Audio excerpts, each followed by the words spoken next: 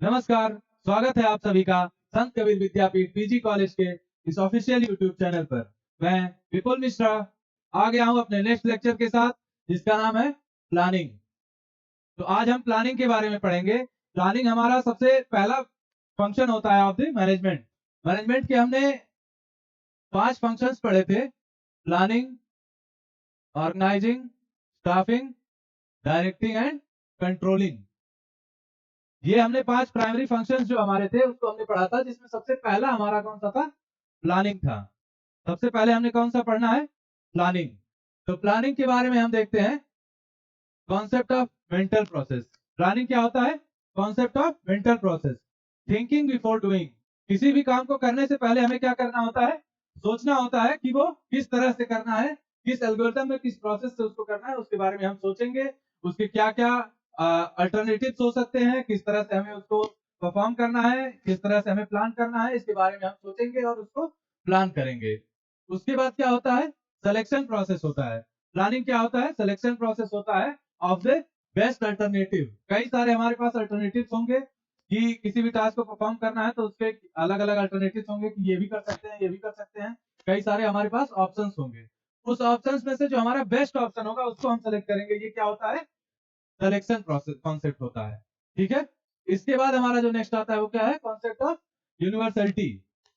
Concept of universality.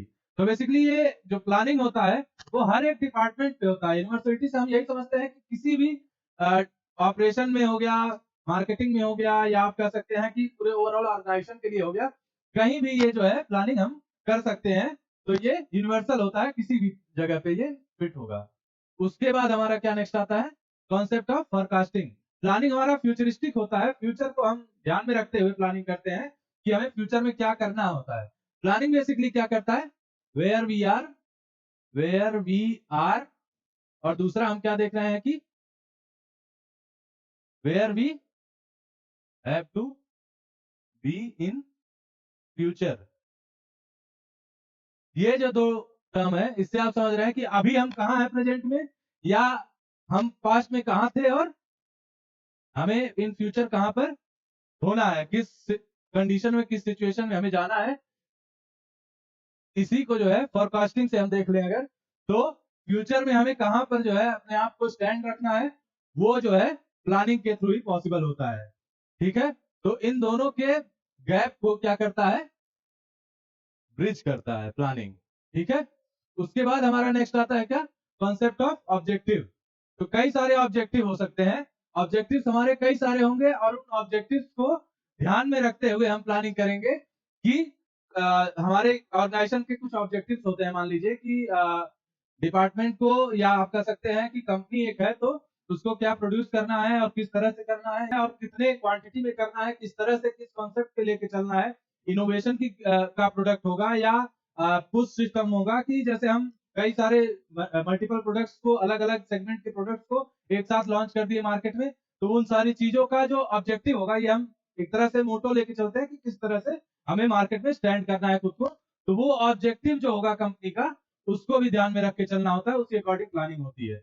उसके बाद जो हमारा नेक्स्ट आता है वो क्या है? Concept of continuous and ongoing process. Planning क्या होता है? कंटिन्यूअस प्रोसेस होता है। प्लानिंग कभी भी टॉप लेवल मैनेजमेंट मान लीजिए प्लानिंग कर रहा है, तो उसमें कभी भी अपग्रेडेशन हो सकता है, चेंजेस हो सकते हैं उसमें कुछ भी। जैसे मान लीजिए कभी ऐसी कुछ अनसर्टेनिटीज हैं जिसकी वजह से उसमें कुछ भी चेंजेस लाना हो रहा है हमें प्लानिंग में, तो वो क्या होगा? वहां पे कंटिन्यूअस एंड ऑनगोइंग प्रोसेस है। प्लानिंग हमेशा करते रहना है, कभी भी बाउंड नहीं हो जाना है कि हाँ हमने प्लान कर लिया, अब तो हमें उसी अकॉर्डिंग चलना है। और उसी अकॉर्डिंग चलेंगे तो हम एक सक्सेसफुल या एक सक्सेस को अचीव कर लेंगे जहां भी हमें जाना है। हम मान लीजिए हम अपने क्या बोलते हैं, प्रॉफिट को डबल करना है, प्रॉफिट को डबल करना है।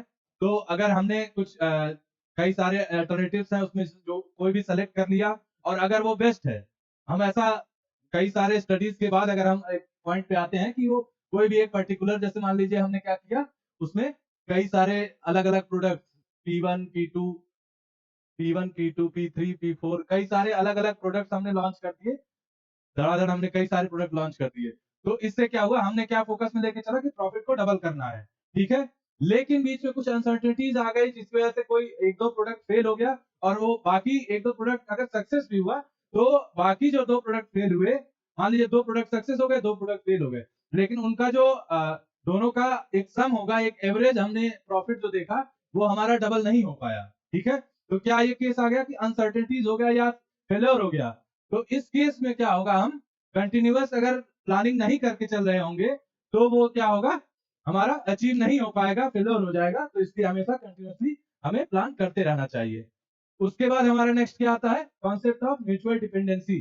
ठीक है, म्यूचुअल डिपेंडेंसी मतलब हो गया कि जैसे कई सारे डिपार्टमेंट्स हैं, ठीक है, तीन चार डिपार्टमेंट्स है एक ऑर्गेनाइजेशन के, और उनमें एक दूसरे से म्यूचुअल डिपेंडेंसी होगी, तो एक दूसरे से वो सारी डॉक्यूमेंट शेयर कर रहे हैं या एक दूसरे से सिंक्ड हैं, किसी भी वे में आप ले सकते हैं, या डॉक्यूमेंट उनके शेयर हो रहे हैं एक दूसरे से कि क्या स्टैंड कर रहा है, कौन सा डिपार्टमेंट किस जगह पे स्टैंड कर रहा है और क्या रिक्वायरमेंट है। इससे अगर हम एक दूसरे से सिंक्ड होंगे, सारे डिपार्टमेंट एक दूसरे से सिंक्ड होंगे, तो इससे क्या होगा कि डुप्लीकेसी ऑफ वर्क भी नहीं होगा। तो ये सारी चीजें प्लानिंग कवर करता है। उसके बाद क्या आता है लास्ट, कॉन्सेप्ट ऑफ फ्लेक्सिबिलिटी।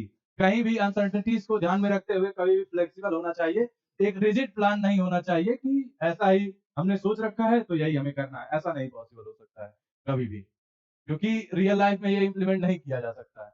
उसके बाद फिर क्या आता है, हमारा मीनिंग ऑफ प्लानिंग आ गया। क्या है, planning involve selecting from among alternatives future courses of action for the enterprise as a whole and for every department or section within it। तो हम क्या करेंगे, प्लानिंग क्या होता है कि कई सारे अल्टरनेटिव्स को ध्यान में रखते हुए फ्यूचर को ओरिएंटेड रख के हमें क्या करना होता है, selection of the best alternative को सेलेक्ट करना होता है, और ये किसी भी डिपार्टमेंट या उसके किसी भी सेक्शन में हम इसको अप्लाई कर सकते हैं। It requires selecting enterprise objective and departmental goals and determining ways to achieving them। कोई भी जो ऑब्जेक्टिव होंगे, डिपार्टमेंटल ऑब्जेक्टिव हो गए या आप कह सकते हैं ऑर्गेनाइजेशन के ऑब्जेक्टिव्स हो गए, उसको अचीव करने के लिए अलग अलग वेज डिफाइन होता है इससे, प्लानिंग से। ठीक है, हमारा डेफिनेशन हो गया। अब हम आगे देखते हैं कि कैरेक्टरिस्टिक्स ऑफ प्लानिंग। तो planning is goal oriented. Goal oriented basically हो गया कि कोई गोल होगा, अगर हम पहले से कोई गोल डिसाइड करके चल रहे हैं तो उस गोल को ही ओरिएंटेड होके हमें प्लान करना होगा। जो भी हमारी प्लानिंग होगी वो हमें अल्टीमेट गोल को फोकस में लेके चलना होगा। उसके बाद हमारा क्या आता है, planning is primary function. Planning जो होता है हमारा, अभी हमने देखा है planning, organizing, staffing, directing and controlling. तो इसमें ये जो प्लानिंग का पार्ट है ये क्या है, प्राइमरी फंक्शन है। ये इन चारों बाकी सारे जो है ऑर्गेनाइजिंग, स्टाफिंग, डायरेक्टिंग, कंट्रोलिंग, इन सारों का क्या है, बेस है प्लानिंग। अगर प्लान नहीं होगा तो ऑर्गेनाइजिंग का पार्ट नहीं आएगा, स्टाफिंग का पार्ट नहीं आएगा, डायरेक्टिंग का पार्ट नहीं आएगा और कंट्रोलिंग का पार्ट नहीं आएगा। इसलिए प्लानिंग सबसे मेजर पॉइंट होता है इसमें। उसके बाद क्या आता है, planning pervades all managerial activities. तो प्लानिंग क्या करता है, सारी मैनेजरियल एक्टिविटीज जो होती है उसको परवेट करता है, हर जगह ये अप्लाई होता है। यूनिवर्सिटी का जो हमारा फंडा है वो परवेट्स ऑल मैनेजरियल एक्टिविटीज यहाँ होगा। इसके बाद हमारा क्या आएगा, planning is an intellectual process. तो थिंकिंग बिफोर डूइंग का जो प्रोसेस है हमारा वो यहाँ पर लागू होगा।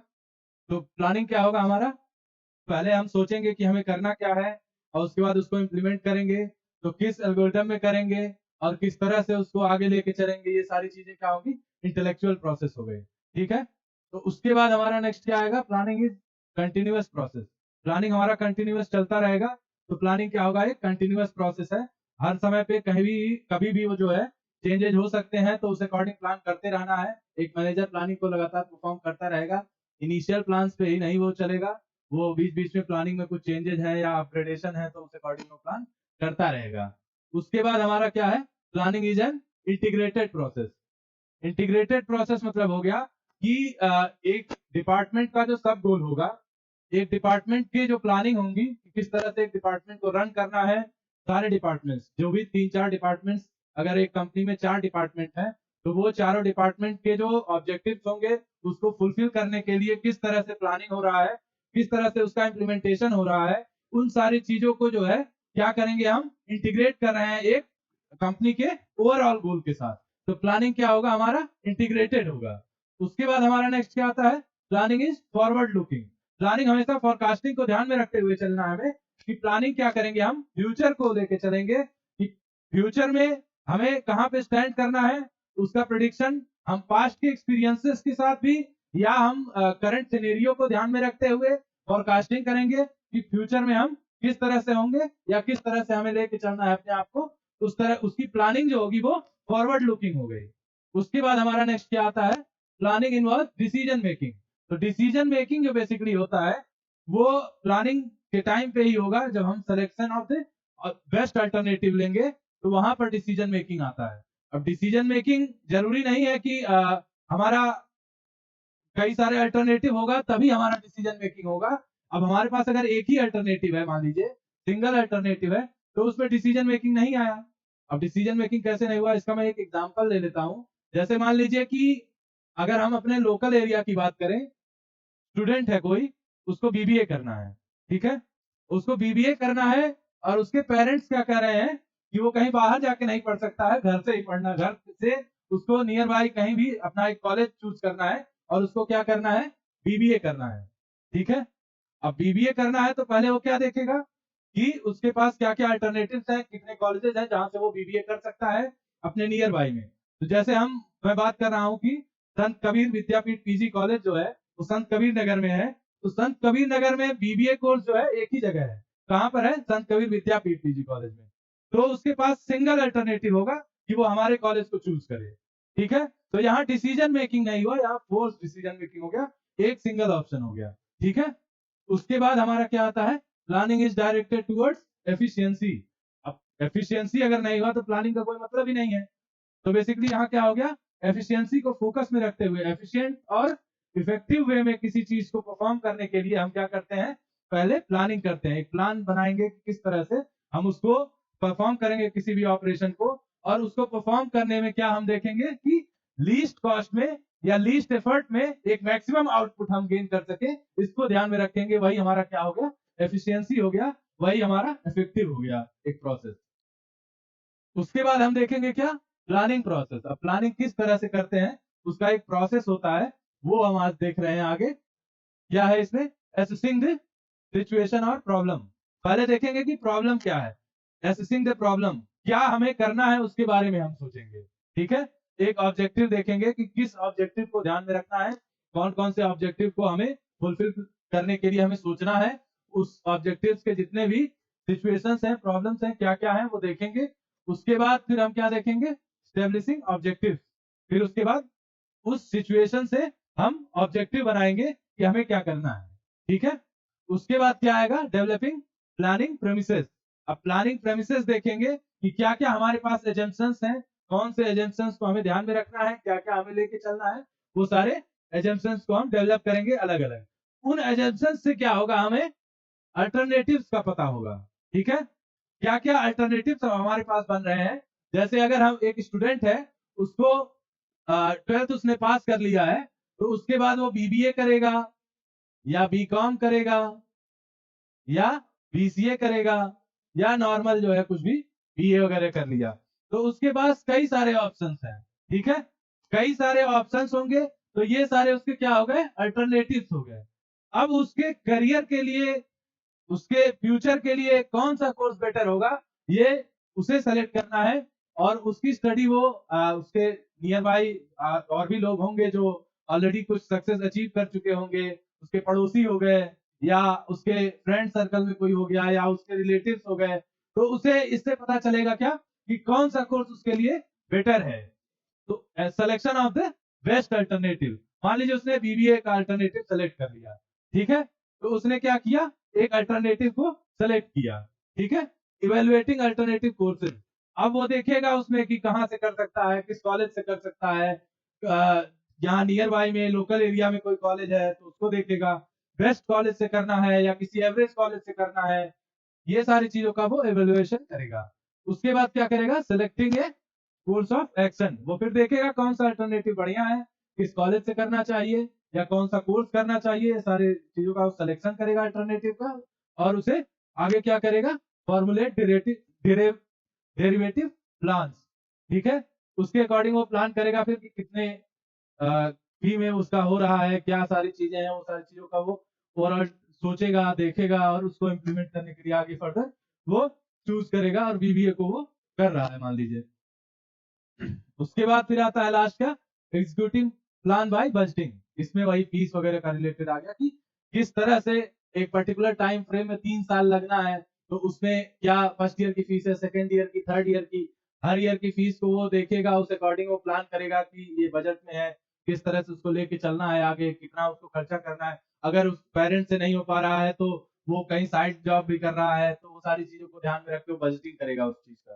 तो इस तरह से हमारा ये सारा क्या हो गया, प्लानिंग का अलग अलग स्टेप हो गया, सारे प्रोसेस हो गया। उसके बाद हमारा आता है क्या, टाइप्स ऑफ प्लानिंग। तो प्लानिंग बेसिकली क्या होता है, 2 टाइप का होता है, ठीक है। एक हो गया स्टैंडिंग और रिपीटेड यूज प्लान, दूसरा हो गया सिंगल यूज प्लान। तो बेसिकली रिपीटेड यूज प्लान हमारा लॉन्ग टर्म का फोकस में लेके चलना होता है, और जो हमारा सिंगल यूज प्लान होगा वो वन टाइम होगा, किसी भी ऑपरेशन में कभी भी सिंगली वो यूज हो रहा होगा, सिंगल प्लान जो होगा। उसके बाद फिर हमारा इसमें देख रहे हैं क्या कि पर्पज और मिशन। रिपीटेड जो प्लान्स होंगे हमारे, पहला वाला जो पार्ट है उसमें पर्पज और मिशन पहला हम देख रहे हैं, ये हमारा उसका एग्जांपल एक हो गया कि पर्पज हमें करना क्या है, किसी भी ऑर्गेनाइजेशन को क्या करना है, उसका एक पर्पज होगा, ठीक है।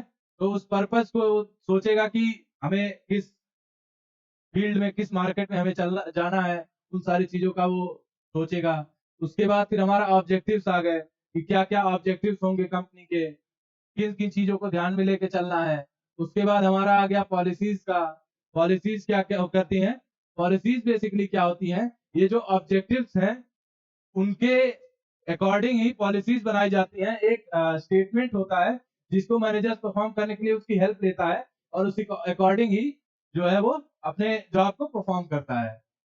प्रोसीजर उसके बाद, अब प्रोसीजर क्या होता है, प्रोसीजर ये होता क्या है कि इसमें जो है आपके कई सारे नंबर ऑफ स्टेप्स होंगे, एन नंबर ऑफ स्टेप्स होंगे, उनका क्रोनोलॉजिकल अरेंजमेंट ही जो है प्रोसीजर कहलाता है, ठीक है। क्रोनोलॉजिकल से आप समझते हैं कि क्रोनोलॉजी समझिए, एक टाइम एक चीज वायरल हुई थी कि क्रोनोलॉजी समझिए, तो इसको जो है प्रोसीजर को क्या है, एक स्टेप बाय स्टेप जो क्रोनोलॉजी होगा उसको समझिए। तो उसी तरह से ये हमारा क्या है, प्रोसीजर है, एक प्रोसीजर किस तरह से चल रहा है स्टेप बाय स्टेप, वो हो गया। उसके बाद ये सेम है। उसके बाद फिर हमारा रूल्स है।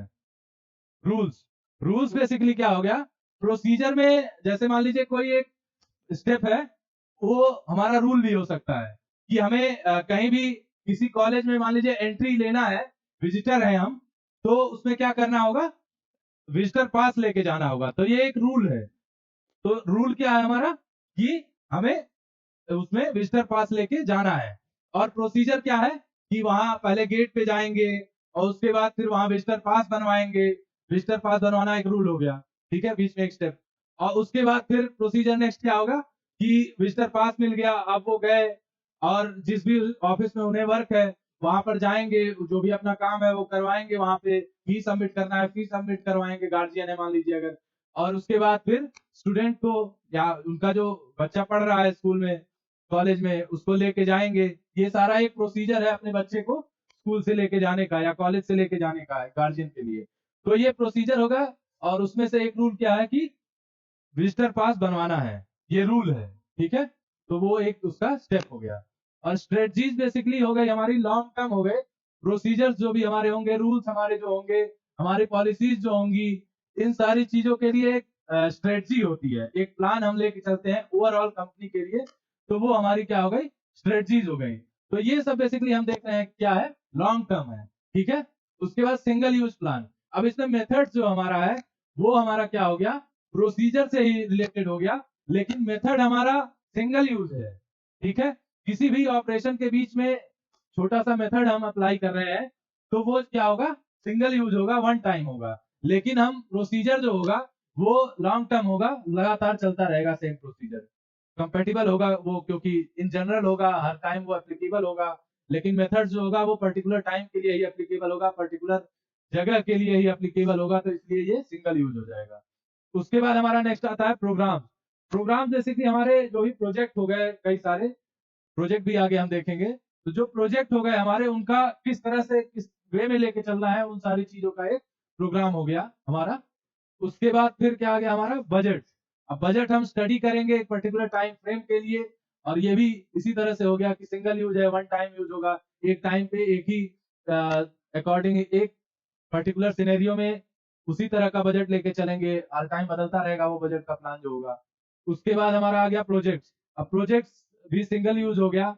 ये हमारा किससे रिलेटेड हो गया, ये भी हमारा प्रोसीजर और ऑब्जेक्टिव्स, पर्पस और मिशन, ऑब्जेक्टिव्स और पॉलिसीज, और इसको भी हम ले लेते हैं प्रोसीजर्स को भी। इन सारी चीजों का जो है एक समराइज वे में अगर देखा जाए, तो जब हम सिंगल यूज में देखेंगे तो प्रोजेक्ट जो हमारा होगा वो इन सारी चीजों का सिंगल यूज प्लान होगा।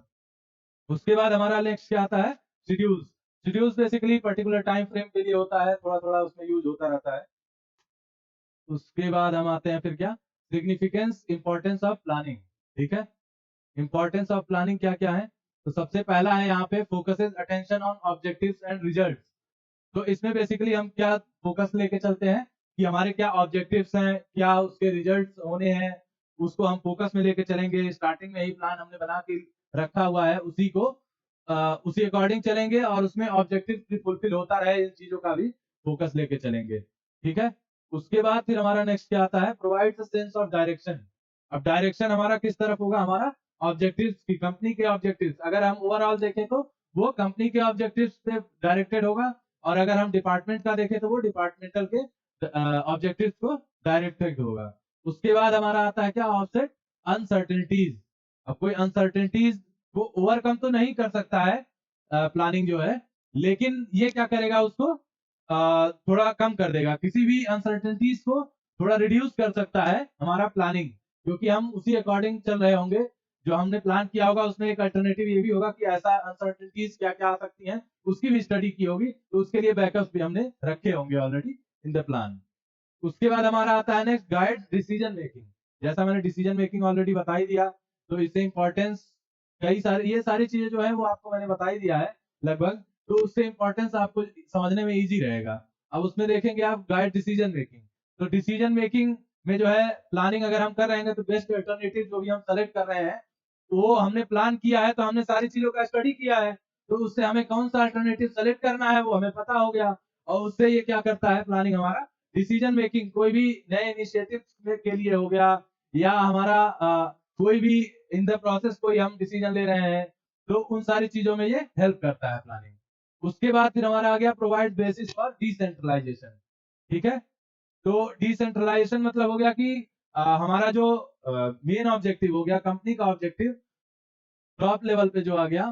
ठीक है, टॉप लेवल पे जो हमारा ऑब्जेक्टिव हो गया, वो प्लान जो हम कर रहे हैं उस ऑब्जेक्टिव के अकॉर्डिंग वो हमारा क्या होगा, नीचे जितने भी डिपार्टमेंट्स हो गए या उसके सब डिपार्टमेंट्स हो गए, तो इन सब पर क्या होगा, ये डिसेंट्रलाइज्ड होगा। सबके अपने अपने जो सब गोल्स होंगे, सबके अपने अपने जो सब गोल्स होंगे वो क्या होंगे, सेंट्रलाइज्ड होंगे टॉप मैनेजमेंट के अल्टीमेट गोल से या अल्टीमेट ऑब्जेक्टिव से, और इनके अपने अपने गोल फुलफिल अगर हो गए तो ओवरऑल गोल भी अचीव हो जाएगा। ठीक है, तो ये डिसेंट्रलाइज्ड होता है टॉप टू बॉटम लेवल अगर देखा जाए तो। उसके बाद फिर हमारा आता है क्या, फैसिलिटेट्स कंट्रोल। तो बेसिकली प्लान हमारा क्या करता है, प्लानिंग जो हमने कर रखी है, ठीक है, प्लानिंग हमने जो कर रखी है, हमने एक प्लान बनाया है, ठीक है, तो वो हमारा क्या होगा, स्टैंडर्ड होगा। किसके लिए, कंट्रोलिंग में। जब हम कंट्रोलिंग का पार्ट देखेंगे तो उसमें कंट्रोलिंग बेसिकली क्या मैंने बताया था, कि हम देखेंगे कि जो हमने प्लान किया है उस अकॉर्डिंग चल रहा है या नहीं। ठीक है, तो उस अकॉर्डिंग चल रहा है या नहीं, तो वो क्या करेगा, प्लान हमारा फैसिलिटेट करेगा कंट्रोल्स को। ठीक है, उसके बाद हमारा नेक्स्ट आता है provides efficiency in the operation. Efficiency provide करेगा, क्योंकि प्लानिंग हमने जब किया है तो हमें पता है कि कौन सा बेस्ट अल्टरनेटिव होगा कौन सा हमारा बेस्ट अल्टरनेटिव होगा, और उसमें जो है कितने एफिशिएंट वे में हम टास्क को परफॉर्म कर सकते हैं, ये सारी चीजों का हम स्टडी करेंगे। और ये भी देखेंगे कि अगर कई सारे प्रोसेस हैं, कई सारे डिपार्टमेंट हैं, वो अलग अलग प्रोसेस में है, तो वो ये वाला डिपार्टमेंट इस वाले डिपार्टमेंट मान लीजिए, ये कई सारे डिपार्टमेंट्स हैं, तो डिपार्टमेंट 1 जो है, डिपार्टमेंट 2, ये दो जो डिपार्टमेंट है, ये दोनों कोई भी टास्क ओवरलैपिंग ना हो रहा हो, मतलब ये भी कर रहा है, ये भी डिपार्टमेंट कर रहा है, ये भी कर रहा है, दोनों डिपार्टमेंट सेम वर्क कर रहे हैं, तो डबल वर्क हो गया। Double work in the sense की रिक्वायरमेंट नहीं थी उस वर्क की, वो ऑलरेडी दूसरे डिपार्टमेंट ने कर लिया है, लेकिन सिंक्रोनाइजेशन नहीं है दोनों डिपार्टमेंट में, एक प्लानिंग नहीं है, प्रॉपर केआरएस डिफाइन नहीं है, तो उसमें दोनों डिपार्टमेंट जो है उसी टास्क को परफॉर्म कर रहे होंगे और वो वेस्ट ऑफ वर्क हो जाएगा, एक्स्ट्रा कॉस्ट भी उसमें जा रहा है, सारी चीजें उसमें लॉस में मेकिंग वो जो है बिजनेस हो जाएगा। उसके बाद हमारा नेक्स्ट क्या आता है, इंकरेज इनोवेशन एंड क्रिएटिविटी। अब हम प्लान्स में किए हुए हैं, तो हमें अनसर्टेनिटीज के लिए भी ये एक ऑप्शन रहेगा कि वो जो है हम रिड्यूस कर सकते हैं। तो अगर हमें पता है कि हम अनसर्टेनिटीज को रिड्यूस कर सकते हैं, तो हम उसी अकॉर्डिंग क्रिएटिव आइडियाज लेके आ सकते हैं, उसमें थोड़ा इनोवेशन भी ला सकते हैं। प्रोडक्ट्स की स्टडी सारी है हमारी, जो भी प्रोडक्ट हम ला रहे हैं मार्केट में, उसके बारे में हमें मालूम है कि वो किस तरह से प्लान करके हम उसको जो है मार्केट में डिलीवर करेंगे, तो उसमें हम इनोवेशन भी आगे ऐड ऑन कर सकते हैं, क्योंकि हमें जो है सारी स्टडी हमने कर रखी है उसकी।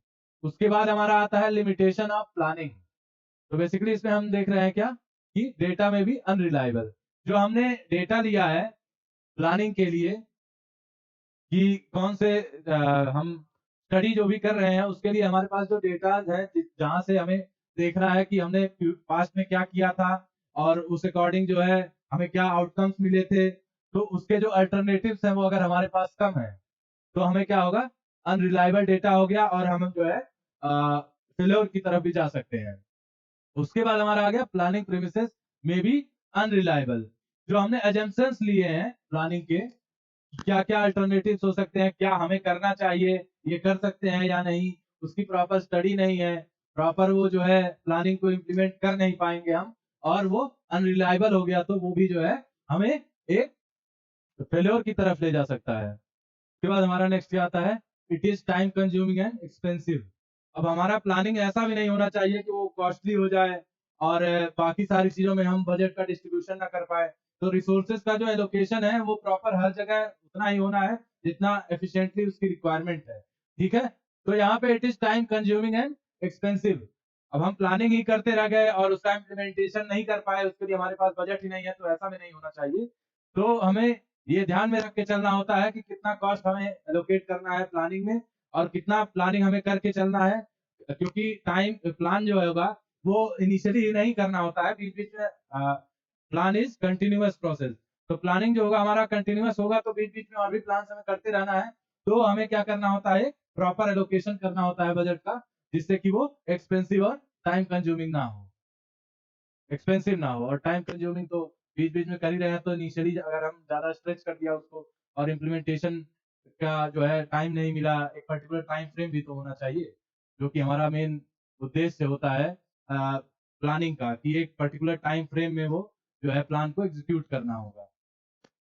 उसके बाद हमारा आता है क्या, उसके बाद हमारा आता है it results in internal inflexibilities and procedural रिजिडिटीज।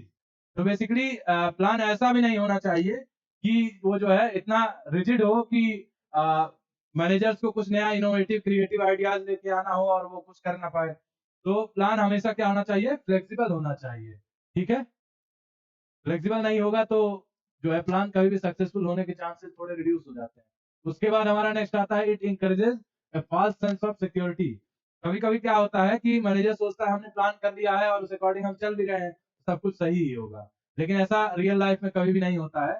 अगर हमने प्लान किया है तो हमें उसके बैकअप प्लान्स और साथ साथ हमें जो है टाइम टू टाइम उसमें चेंजेस अगर कुछ करना है प्लान में, या कुछ प्रोसीजर में चेंजेस करने हैं, कुछ रनिंग में प्रॉपर रनिंग जो भी ऑपरेशन का हो रहा है उसमें अगर कुछ चेंजेस करने हैं, तो उसके लिए बीच बीच में फिर से प्लान्स हमें बनाने होते हैं, कि इसीलिए हम कहते हैं क्या, कि प्लानिंग इज कंटिन्यूअस प्रोसेस, ठीक है। तो ऐसा कभी भी नहीं मैनेजर को होना चाहिए कि हमने प्लान कर लिया है तो सही चल भी रहा है उसके अकॉर्डिंग, हम कंट्रोलिंग पार्ट को देख रहे हैं कि जैसा हमने प्लान किया है उस अकॉर्डिंग चल रहा है या नहीं। अगर हम उसमें ज्यादा ही सिक्योरिटी में आ गए कि हम एकदम सब कुछ सही चल रहा है, तो ऐसा बिल्कुल नहीं होना चाहिए, प्लान को बीच बीच में अपग्रेड और चेंजेस करते रहना होता है। उसके बाद अब हम देखेंगे कुछ क्वेश्चंस ऐसे भी हैं जो एग्जाम्स वगैरह में पूछते हैं कि why people fails in planning, ठीक है। अब हमने सारी स्टडी करी ली है, सारी चीजें पढ़ ली है, तो एक बार ये देख लेते हैं। तो हम जो है देखेंगे कि why people fails in planning. तो सबसे पहला इसमें क्या है, lack of meaningful objectives and goal. अब हमें जिस टारगेट को लेके चलना है, जिस ऑब्जेक्टिव को फोकस में लेके चलना है, अगर वो मीनिंगफुल नहीं हुआ उस करंट बिजनेस के लिए, तो वो भी जो है हमारा एक फेलियर हो जाएगा। उसके बाद हमारा नेक्स्ट क्या आता है, failure to develop and implement sound strategies and policies.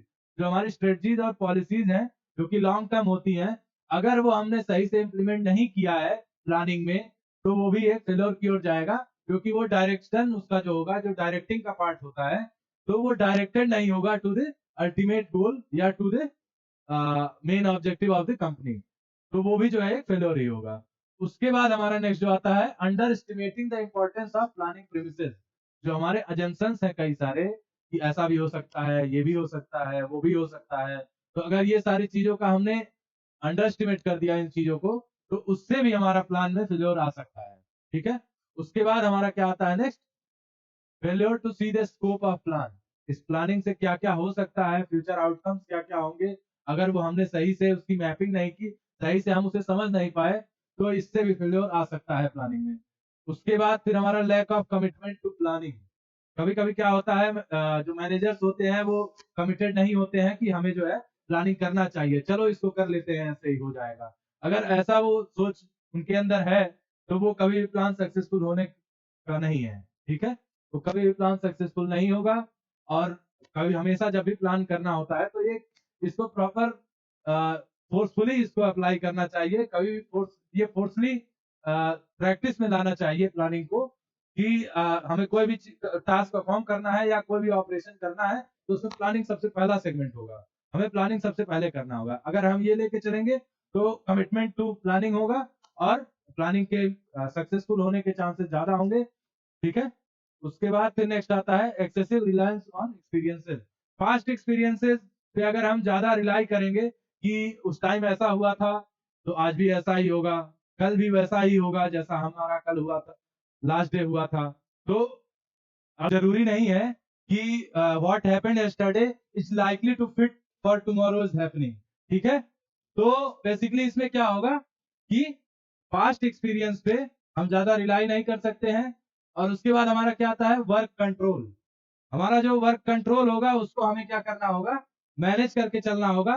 क्योंकि इम्प्लीमेंटेशन का जो पार्ट होता है, अगर वो प्लानिंग के अकॉर्डिंग नहीं चल रहा है, तो प्लानिंग वैसे भी सक्सेसफुल होना नहीं है। ठीक है। उसके बाद हमारा आता है रेसिस्टेंस टू चेंज।